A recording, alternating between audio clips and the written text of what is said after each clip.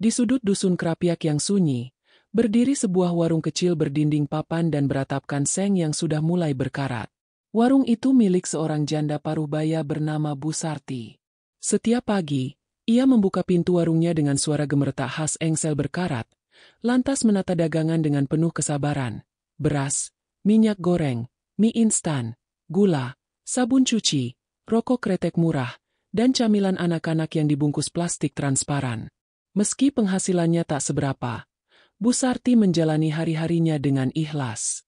Seringkali ia mengizinkan tetangga berutang, meski tahu sebagian besar dari mereka tak akan pernah membayar kembali. Rezeki sudah ada yang ngatur. Katanya setiap kali disarankan untuk lebih tegas oleh tetangganya, Embok Mi, yang terkenal galak dan cerewet. Namun, hidup sederhana itu menyimpan getir dalam diam. Sejak suaminya meninggal 5 tahun lalu karena kecelakaan tunggal saat mencari kayu bakar di hutan sebelah desa, Bu Sarti menanggung semua beban hidup sendiri. Anak semata wayangnya, Jaka, merantau ke Kalimantan dan hanya sesekali mengirim kabar. Itu pun kadang cuma ucapan selamat hari raya lewat SMS. Setiap malam, setelah menutup warung, Bu Sarti duduk di bangku bambu kecil di depan rumah. Ia menatap sawah gelap terbentang di kejauhan, hanya diterangi cahaya redup lampu-lampu rumah warga. Angin malam membawa bau tanah basah dan sesekali suara serangga yang bersahutan. Disitulah, malam itu, semuanya mulai berubah. Pada malam Jumat Kliwon, bulan tergantung pucat di balik mendung tipis. Setelah membereskan warung dan menyantap nasi sisa pagi tadi, Bu Sarti duduk seperti biasa. Namun malam itu, langkah seseorang terdengar mendekat dari arah jalan setapak. Pelan, berat, dan menyeret. Sosok laki-laki tua berpakaian serba hitam muncul dari balik kabut tipis. Tubuhnya tinggi kurus dengan wajah yang nyaris tertutup topi pandan lebar. Ia berjalan perlahan ke arah warung, lalu berhenti di depan pagar bambu rapuh. "Permisi, Bu," ucapnya. Suaranya berat dan dalam, seperti dari sumur tua. "Apakah warung masih buka?" Bu Sarti bangkit, ragu-ragu, tapi tetap sopan. "Maaf, Pak, sudah tutup. Kalau butuh sesuatu, besok pagi saya bukakan." Laki-laki itu mengangguk pelan, tapi tidak berbalik. Ia justru menatap langsung ke mata Bu Sarti. Tatapan itu aneh, tajam, tapi seakan kosong. Suatu kehampaan yang memaksa orang memalingkan wajah. "Saya datang bukan untuk belanja," katanya pelan, "tapi untuk menawarkan sesuatu." Bulu kuduk Bu Sarti meremang. Angin malam tiba-tiba membeku. Ia melangkah mundur. Matanya menyipit curiga. "Apa maksud Bapak?" Laki-laki itu mengeluarkan bungkusan kecil dari dalam kantong kain di balik jubahnya. Ia meletakkannya perlahan di atas papan pagar. "Ini hanya akan datang pada orang yang hatinya cukup kuat dan kesabarannya cukup dalam," katanya. "Isi bungkusan ini bisa menolong ibu keluar dari hidup yang serba kekurangan. Tapi, seperti semua hal di dunia, ada bayarnya." "Bayaran macam apa?" tanya Bu Sarti, meski hatinya ingin menolak tawaran itu sejak awal. Laki-laki itu tersenyum tipis. Sudut bibirnya bergerak tapi matanya tetap kosong. "Bukan darah, bukan nyawa, hanya sedikit kesendirian," jawabnya ambigu. "Buka bungkusan itu saat malam benar-benar sunyi. Jangan bicara, jangan takut. Kalau kau kuat, rezeki akan datang seperti air sungai di musim hujan."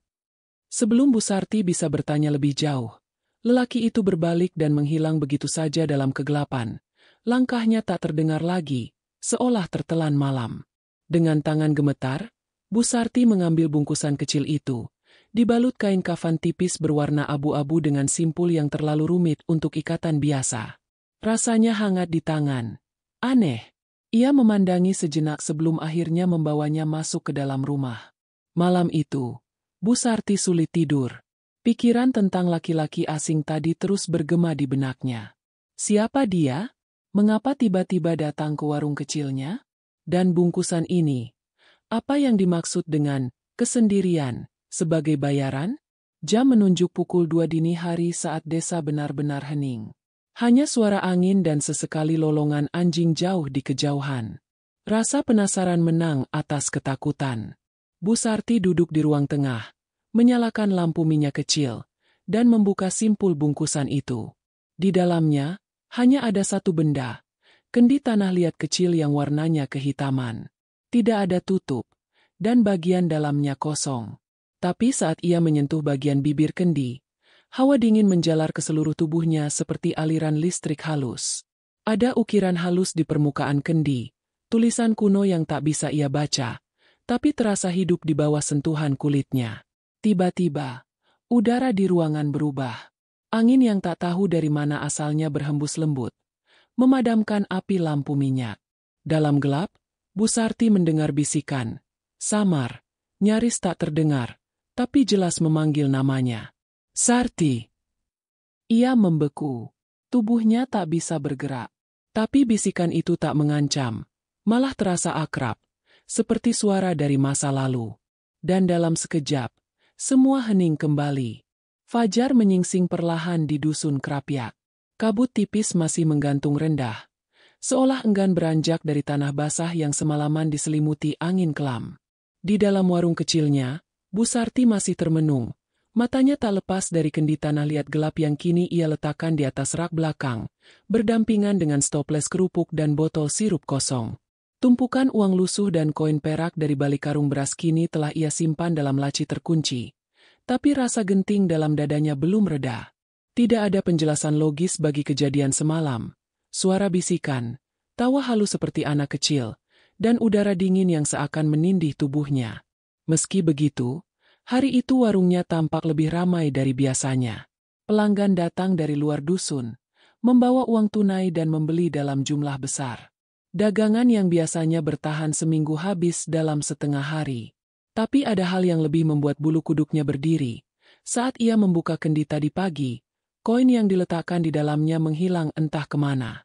Malam harinya, kelelahan mendera tubuhnya, tapi matanya enggan terpejam. Suara cengkerik dan kodok bersahutan di luar jendela rumah kayunya. Kendi itu kini ia letakkan di sudut kamar, didekatkan pada bantal guling seolah berharap bisa menjaganya tetap dalam pengawasannya. Tapi saat jam dinding berdetak ke pukul 2 dini hari, kelopak matanya akhirnya menyerah. Dalam gelap mimpi, Bu Sarti menemukan dirinya berdiri di tengah sawah luas. Tapi tanahnya hitam legam seperti terbakar, dan langit berwarna merah darah. Tak ada suara serangga, tak ada angin, hanya diam pekat yang menyesakkan dada. Di hadapannya berdiri sosok tinggi berjubah kelam, sama seperti pria yang datang ke warungnya malam itu, hanya kali ini wajahnya terlihat lebih jelas. Tidak berkulit, tidak bermata, hanya tengkorak halus yang tersenyum. Tapi anehnya, ia tak merasa takut, lebih pada rasa tenggelam, seolah pikirannya bukan lagi miliknya. Suara sosok itu terdengar langsung dalam benaknya, seperti gema yang menembus dinding nalar. Kau sudah membuka pintu, Sarti. Bu Sarti ingin menjawab, ingin bertanya apa maksud semua ini, tapi mulutnya tak bisa bergerak. Ia hanya bisa menatap makhluk itu mengangkat tangan kurusnya. Di genggamannya ada kendi yang sama, namun kini permukaannya bersinar samar dan penuh dengan ukiran aksara kuno yang bergerak perlahan seperti aliran darah. Kau hanya perlu menjaga 3 hal, lanjut suara itu. Beri makan dengan koin perak sebelum matahari muncul. Jangan pernah bertanya dari mana uang itu datang. Dan, jangan biarkan orang luar masuk terlalu dalam. Tiba-tiba tanah di sekitar mereka mulai berguncang pelan. Dari celah-celah retakan hitam, muncul tangan-tangan kecil, keriput, kotor, dengan kuku panjang seperti cakar. Mereka berebut naik ke permukaan, memanjat tubuh sang sosok berjubah yang sama sekali tak terganggu. Mereka lapar, dan mereka setia, selama kau ingat janji. Kemudian, satu tangan kecil meraih pergelangan kaki Bu Sarti. Dinginnya terasa seperti es menyentuh kulit. Ia ingin berteriak, ingin menarik kakinya, tapi tubuhnya kaku. Gelap perlahan menelan seluruh penglihatannya, dan terakhir yang ia dengar adalah suara tawa kecil yang menggema seperti dari balik gua. Pelan, panjang, dan tidak manusiawi. Ia terbangun dengan tubuh basah oleh keringat. Napasnya memburu, dan gulingnya terjatuh dari tempat tidur. Ia langsung menoleh ke sudut kamar. Kendi itu masih ada. Tapi kini ada koin perak baru di dalamnya, dan permukaannya terlihat agak lembab, seolah sesuatu dari dalam kendi baru saja naik ke permukaan. Tangan Bu Sarti gemetar saat menyentuh koin itu. Tapi kenangan akan mimpi tadi malam masih terlalu nyata. Ada rasa ngeri yang tumbuh perlahan dalam hatinya. Namun lebih kuat dari rasa ngeri itu adalah rasa ingin tahu. Hari-hari berikutnya, segalanya berubah cepat. Tiap malam, sebelum tidur, ia masukkan satu koin ke dalam kendi. Dan tiap pagi, dagangannya entah bagaimana bertambah. Stok yang tak pernah ia beli sendiri, tapi muncul seolah ada tangan tak terlihat yang mengaturnya. Uang pun mengalir dari pelanggan yang tiba-tiba jadi royal, bahkan membayar utang tanpa ditagih. Namun, perubahan itu tak hanya terjadi pada warungnya. Wajah Bu Sarti mulai terlihat berbeda. Tidak lebih muda, tapi matanya makin dalam, seperti menyimpan rahasia yang tak bisa dibagi. Senyumnya menjadi jarang, dan ia lebih suka menatap ke arah kendi sambil bergumam sendiri. Kadang, tetangga mendengar ia berbicara dalam bahasa yang tak mereka mengerti, terutama menjelang fajar. Dan setiap kali ada orang yang menanyakan kenapa warungnya kini begitu ramai, atau dari mana asal stok barang-barangnya, ia hanya menjawab dengan satu kalimat yang sama. Namanya rezeki dari langit. Padahal, hanya Bu Sarti yang tahu, rezeki itu tidak datang dari langit, tapi dari balik tanah, dari tangan-tangan kecil yang lapar, dari kegelapan yang diam-diam telah menetap di warung kayu itu. Malam menjelang minggu ketiga setelah mimpi itu, Bu Sarti terbangun tanpa sebab di tengah malam. Udara terasa lebih berat, dan suasana begitu sunyi hingga ia bisa mendengar detak jantungnya sendiri. Ia menoleh ke kendi di sudut kamar, dan kali ini, ada sesuatu yang berbeda. Kendi itu bergerak, bukan oleh angin. Tidak mungkin. Tapi seolah ada sesuatu di dalamnya yang menggeliat, mencari jalan keluar. Ketika ia mendekat, suara kecil terdengar, seperti rintihan atau tawa yang tertahan. Ia nyaris menjatuhkan kendi itu saat mengangkatnya. Beratnya kini berubah, tidak seperti kendi kosong, tapi seolah berisi makhluk kecil yang menggeliat dalam diam. Ia tahu, ini bukan sekadar mimpi lagi. Ia telah memilih. Ia telah membuka pintu. Dan kini, pintu itu tidak bisa ditutup kembali. Keesokan paginya, selepas malam yang dipenuhi kegelisahan dan suara-suara aneh dari kendi tanah liat, Bu Sarti membuka warung lebih awal dari biasanya. Matanya masih merah, dan tubuhnya terasa dingin meski mentari pagi mulai mengintip dari balik pohon-pohon kelapa. Tapi di balik kelelahan yang melandanya, ada sesuatu yang berubah. Ia merasa ringan, seolah ada aliran kekuatan baru di balik langkah-langkahnya. Rasa takut masih menyelip, tapi kini terselubung oleh semacam keyakinan, atau mungkin ketagihan. Sejak pertemuannya dengan makhluk dalam mimpi dan kejadian dini hari itu, warung Bu Sarti tak pernah lagi sepi. Tanpa ia tahu dari mana datangnya, stok sembako yang semestinya kosong kini selalu penuh. Beras dalam karung-karung goni di belakang warung seperti menggandakan diri setiap malam. Minyak dalam botol plastik murah itu seolah diisi ulang oleh tangan tak terlihat.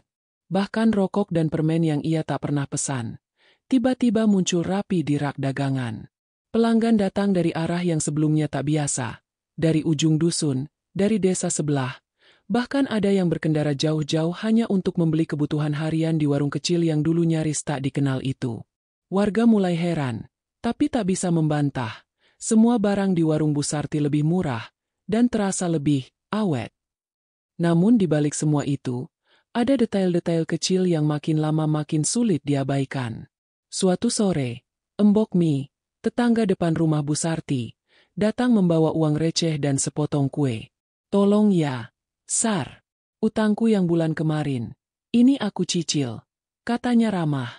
Tapi begitu matanya menangkap kendi tanah liat di sudut warung, tubuhnya terhenti. "Kau masih simpan benda itu?" tanyanya dengan suara mengecil, ragu. "Itu, kayak kendi simpanan dukun zaman dulu, loh." Bu Sarti hanya tersenyum samar. "Warisan keluarga," jawabnya pendek. Embok Mi memicingkan mata, kemudian menoleh pada rak sembako yang penuh. "Sar, aku bukan nuduh, ya? Tapi kok warungmu makin ramai sejak malam Jumat Kliwon itu?" Pertanyaan itu menggantung di udara seperti asap dupa. Tapi sebelum Bu Sarti sempat menjawab, Sebuah toples kerupuk di rak atas tiba-tiba jatuh sendiri, pecah di lantai. Anehnya, tak ada angin, tak ada yang menyentuhnya. Embok Mi terlonjak dan langsung pamit dengan alasan mendadak, meski langkahnya bergegas seperti dikejar sesuatu. Malam berikutnya, suara-suara kembali terdengar dari dapur belakang. Suara benda-benda digeser, suara gerakan cepat seperti binatang kecil berlarian, dan sesekali suara napas lirih yang terlalu berat untuk tubuh sekecil itu. Awalnya, Bu Sarti selalu menutup telinga dengan bantal, tapi lambat laun ia terbiasa. Bahkan, suatu malam, ia mengintip dari sela tirai, dan ia melihatnya. Sosok kecil, setinggi anak balita, berkulit pucat keabu-abuan seperti tanah kuburan, dengan tubuh kurus dan perut gendut. Kepalanya botak, matanya besar tapi hampa, memandangi dinding sambil memegang segenggam koin yang mengkilap dalam gelap. Makhluk itu mondar-mandir di dapur, tak menyadari keberadaan Bu Sarti. Ia memungut uang receh yang tersebar di lantai, lalu menghilang ke balik lemari.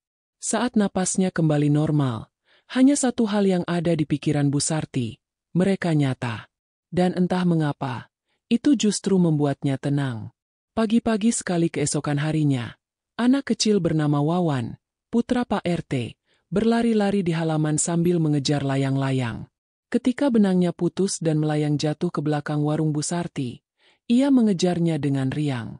Namun 5 menit kemudian, ia kembali ke rumah dengan wajah pucat dan suara gemetar. Ada bayi, jalannya aneh, matanya kosong, katanya dengan terbata pada ibunya. Sontak cerita itu menyebar cepat di antara warga. Tapi saat beberapa bapak mendatangi warung untuk memastikan, tak ada satupun tanda mencurigakan di sana. Jejak kaki di tanah?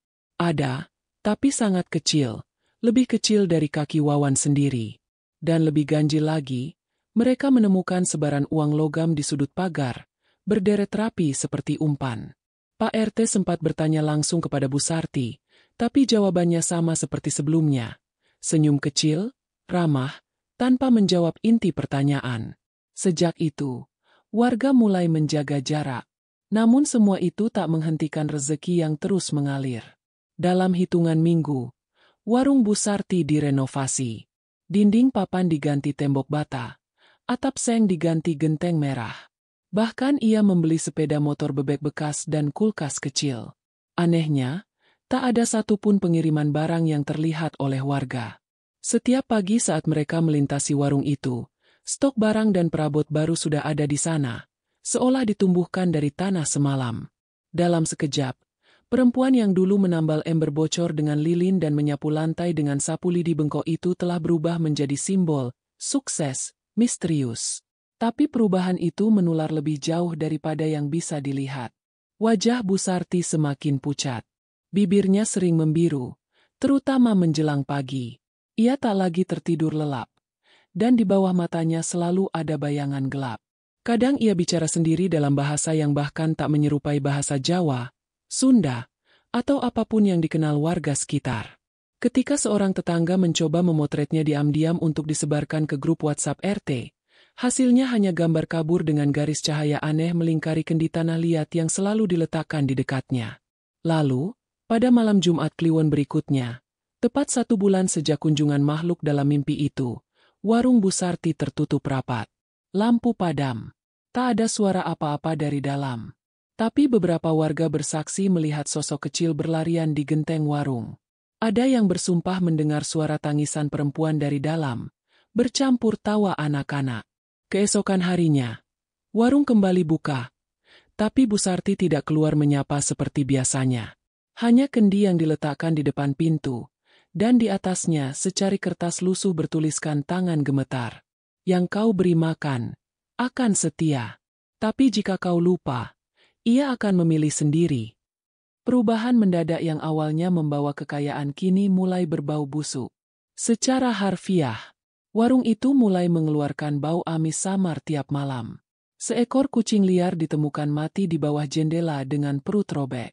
Dan suara-suara di belakang warung menjadi lebih sering, lebih agresif. Tapi tak ada yang berani bicara. Tak ada yang ingin mencampuri. Karena mereka tahu, rezeki memang dari langit. Tapi bisa juga dari dalam tanah. Sejak malam Jumat Kliwon itu, bau amis samar mulai menyelimuti warung Bu Sarti. Awalnya hanya tercium saat malam, seperti bau darah tipis yang menempel di ujung hidung.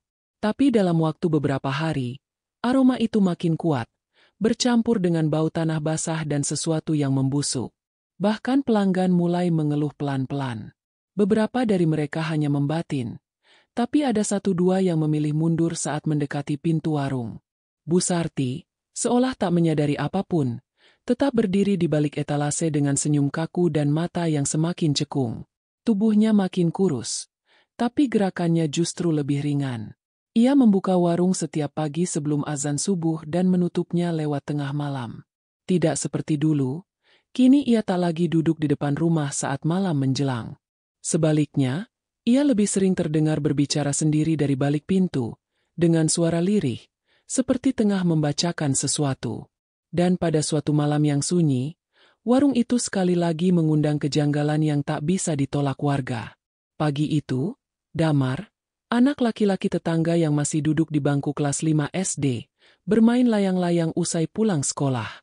Angin di kampung cukup kencang siang itu, membuat benang layangnya menegang tinggi. Ia berlari sambil tertawa. Kakinya berlari menyusuri jalan tanah di samping warung Bu Sarti yang makin lebat ditumbuhi semak karena jarang dilewati. Tanpa sengaja, layangnya tersangkut di pohon pisang di belakang warung. Ia memutuskan menembus pagar bambu rapuh dan berjalan ke area belakang yang jarang dijamah siapapun. Tapi saat melangkah ke tanah lembab itu, Damar berhenti. Tanah di belakang warung tampak aneh. Ada deretan jejak kaki mungil, sangat kecil, lebih kecil dari ukuran bayi. Tapi jejak itu dalam, seolah pemiliknya memiliki berat lebih dari anak seusianya. Jejak itu tersebar tak beraturan, memutari kendi yang diletakkan di atas kursi kayu lapuk dekat tembok dapur. Lebih dari itu, Damar melihat tumpukan uang koin berserakan di tanah, disusun dalam bentuk lingkaran. Di tengahnya, ada seutas rambut panjang hitam dan kotor. Seketika bulu kuduknya berdiri. Angin berhenti, dan suara dunia lenyap seperti terhisap ke dalam lubang kosong. Damar hendak melangkah mundur, tapi ia mendengar suara. Main bareng. Suara itu lirih, serak, seperti anak kecil. Tapi ada sesuatu yang salah. Terlalu dalam, terlalu lambat. Damar menjerit dan lari terbirit-birit, membiarkan layangnya tertinggal. Cerita Damar menyebar cepat. Dalam waktu 2 hari, orang-orang mulai berbicara. Sebagian mengira anak itu mengarang cerita, tapi tak sedikit yang percaya. Karena diam-diam, banyak warga yang juga pernah mendengar suara-suara ganjil saat melewati warung Bu Sarti malam-malam, gerakan cepat, suara tawa kecil, dan ketukan jari di kaca warung. Pak RT memutuskan untuk bertindak. Ia datang bersama 3 pemuda desa pada sore hari, saat warung sedang ramai tapi tanpa Bu Sarti di tempat. Mereka mengetuk pintu belakang warung dengan hati-hati, memanggil Bu Sarti, tapi tak ada jawaban. Saat mereka hendak pergi, angin tiba-tiba berhembus keras dan membuat pintu belakang terbuka perlahan. Dalam ruangan remang yang hanya diterangi cahaya dari celah papan, mereka melihat sesuatu yang membuat mereka membeku. Di lantai tanah dapur warung itu, tersebar jejak kaki mungil yang sangat banyak. Polanya tak beraturan, tapi jelas. Sesuatu atau beberapa makhluk berjalan memutari kendi dan rak sembako. Di antara jejak-jejak itu, uang logam tersebar liar, dan ada 3 boneka kayu kecil berdiri menghadap kendi. Pak RT menutup pintu perlahan, tak berkata sepatah kata pun. Malam itu, ia mengumpulkan warga, menyampaikan temuannya dengan suara berat. Tak ada yang menertawakannya, tak ada yang menyangkal. Karena semua sudah merasa, ada sesuatu yang tak semestinya hidup di dalam warung itu. Hari-hari berikutnya dipenuhi ketegangan. Beberapa pelanggan berhenti datang.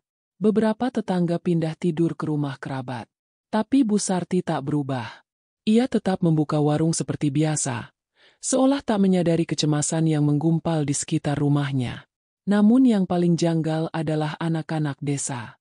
Mereka mulai mengeluh mimpi buruk. Dalam mimpi mereka, ada suara anak-anak kecil memanggil dari balik tanah. Ada tawa dan tangan-tangan mungil yang muncul dari lantai. Meraih, mencakar, mencubit. Beberapa anak bahkan terbangun dengan luka gores tipis di kaki atau lengan, seperti dicakar kuku kecil. Para orang tua mulai melarang anak-anak bermain di dekat warung. Bahkan ada yang menggantung janur kuning dan membakar kemenyan di depan rumah sebagai pelindung. Hingga suatu malam, seorang pemuda pemberani bernama Topan memutuskan menyelidiki langsung. Bersama dua temannya, ia menyelinap ke belakang warung, membawa senter dan kamera ponsel.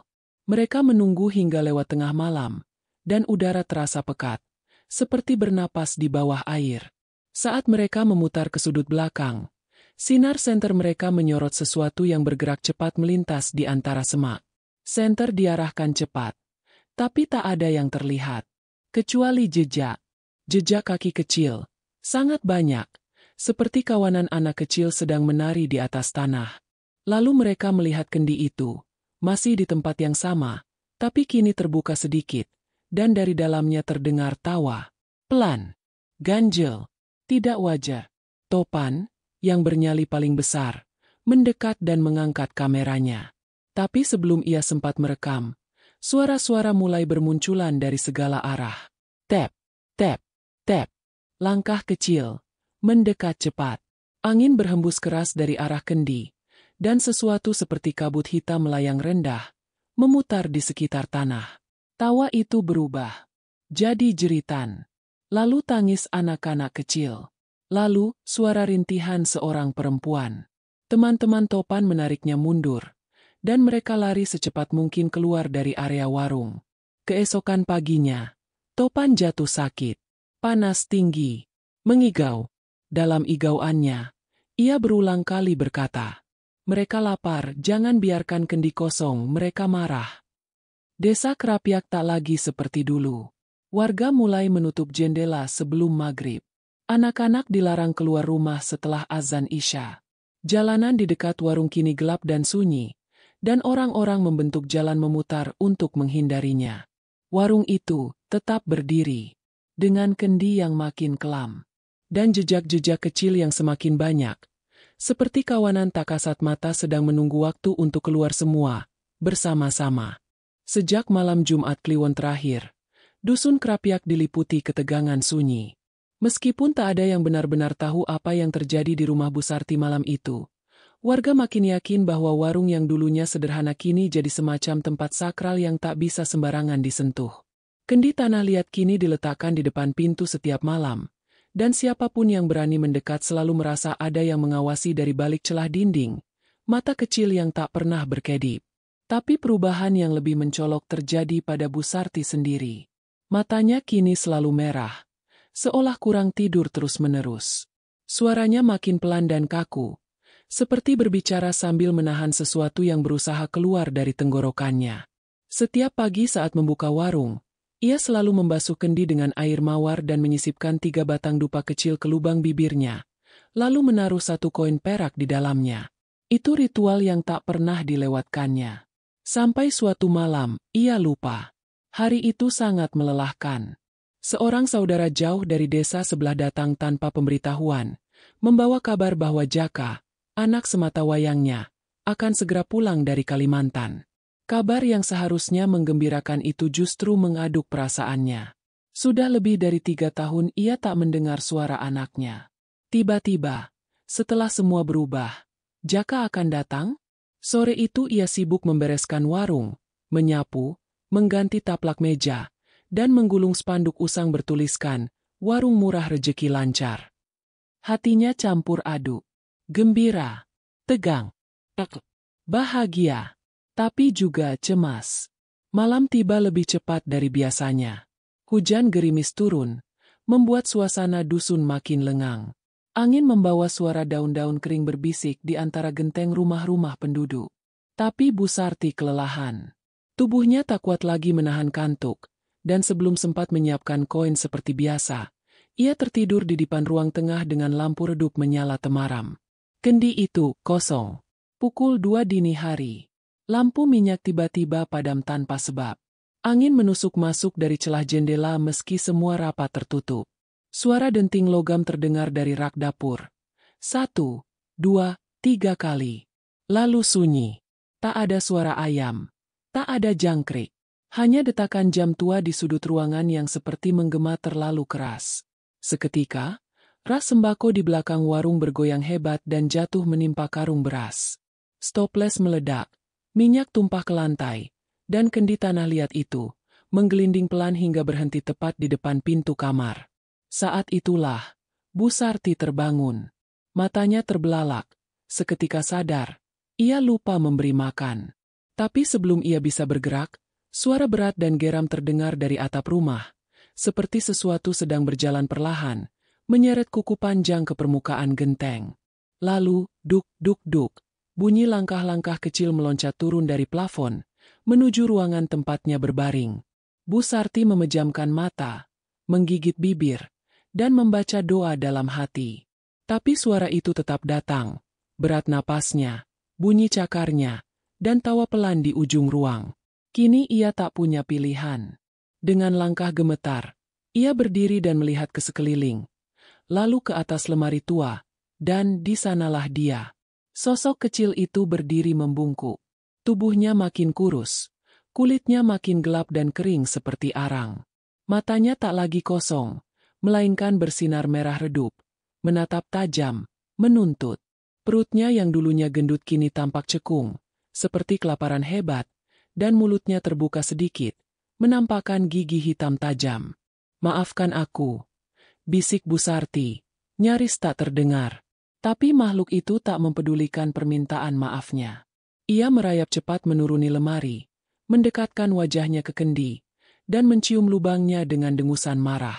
Ia lalu mengerang, panjang, menyayat udara, membuat jendela bergetar dan pintu mengayun sendiri. Dari arah dapur, suara-suara kaki kecil mulai berdatangan. 1, 2, 3, 5 banyak. Mereka datang tanpa suara, seperti uap dari tanah. Tubuh-tubuh mungil itu merayap dari celah lantai, dari balik genteng, dari bayangan yang menempel di dinding. Semua mengelilingi Bu Sarti, memandanginya dengan haus. Ia jatuh tersungkur.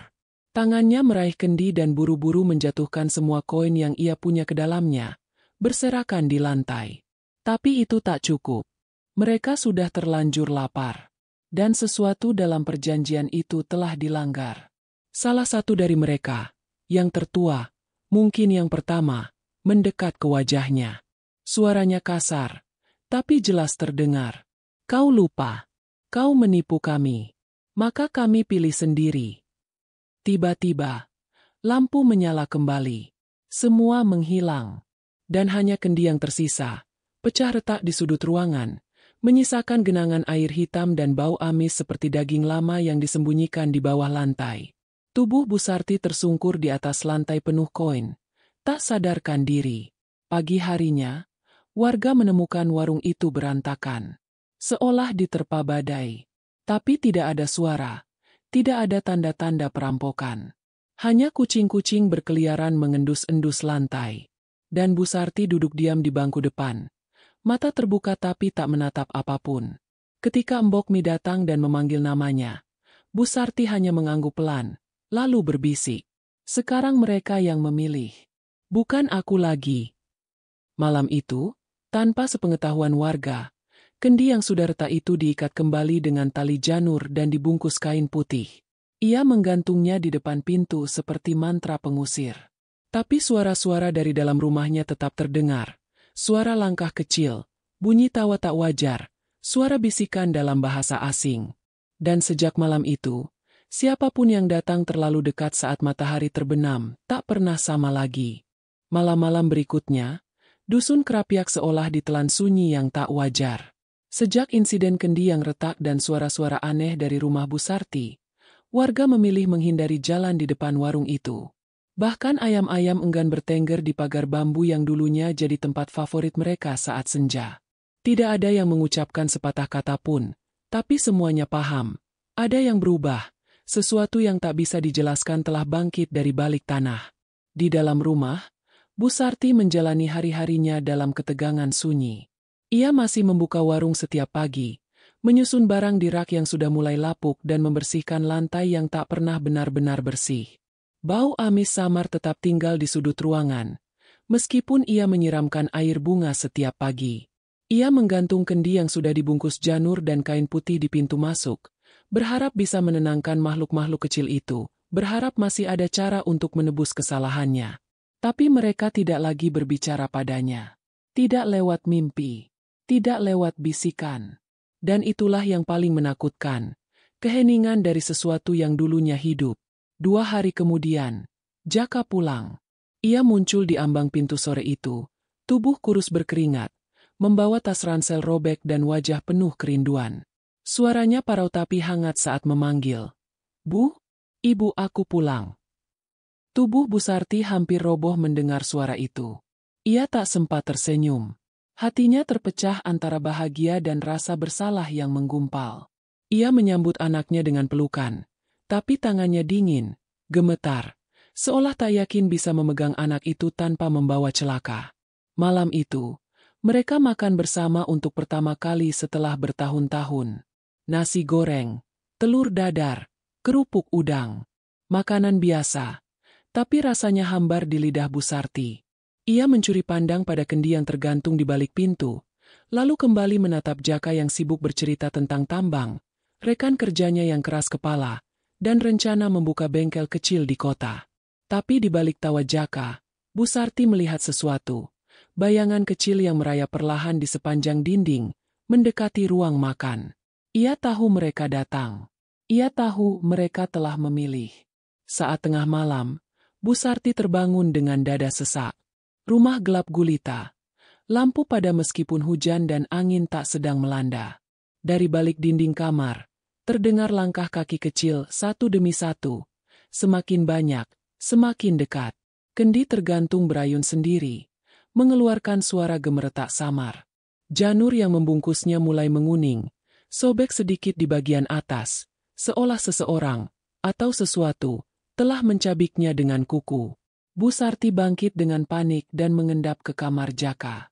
Anaknya tidur lelap. Wajah damai terpantul dalam cahaya samar bulan yang menembus kaca jendela. Tapi di ujung tempat tidur, sesosok makhluk kecil berdiri. Perutnya kembali membuncit. Matanya kosong menyala redup. Dan kini dia bukan sendiri. 4 lainnya berdiri di belakangnya. Lalu 7, 10. Mereka mengelilingi ranjang Jaka, tapi belum menyentuhnya. Hanya menatap, diam, dingin, menunggu. Bu Sarti menahan napas. Jantungnya berdetak liar.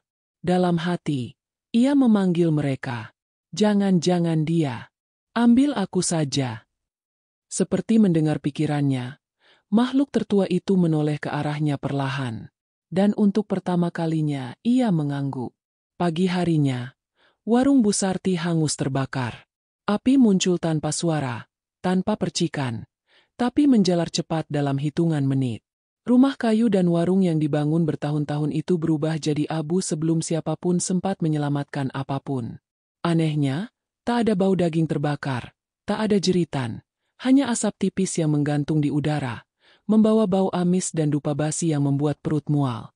Di antara puing hangus itu, warga menemukan satu benda utuh, kendi tanah liat, pecah sempurna menjadi 2, isinya kosong. Tidak ada uang receh, tidak ada darah. Hanya tanah hitam mengering di dasarnya, seperti habis diludahi bumi. Dan Jaka tidak pernah ditemukan. Tidak jasad, tidak tanda. Beberapa warga bersumpah melihatnya berjalan ke arah sawah pagi itu. Tubuhnya pucat, langkahnya ringan seperti orang yang tidak sadar. Ada juga yang mengaku melihat bayangan kecil mengiringinya, berjejer seperti anak bebek mengikuti induknya. Tapi tak satu pun bukti nyata yang bisa ditunjukkan. Beberapa minggu setelahnya, dusun Krapyak berubah. Tanah di bekas warung itu kini kering retak dan tak pernah bisa ditumbuhi apapun. Bahkan rumput liar pun enggan tumbuh di situ. Anak-anak dilarang bermain di dekat area itu, dan warga sepakat membangun pagar bambu tinggi di sekelilingnya, meskipun mereka tahu itu hanya simbol. Apa yang dulu hidup di sana sudah menyebar. Sudah memilih jalannya sendiri. Dan di malam-malam tertentu, terutama malam Jumat Kliwon, warga masih mendengar suara kecil berlari di jalan tanah. Kadang suara tawa lirih, kadang suara koin bergulir. dan semua tahu untuk tak membuka pintu, tak menoleh, dan tak pernah bertanya siapa yang mengetuk. Sebab karma punya cara sendiri untuk menagih. Dan kadang, ia datang dengan kaki kecil membawa kendi, dan perut lapar yang tak pernah benar-benar kenyang.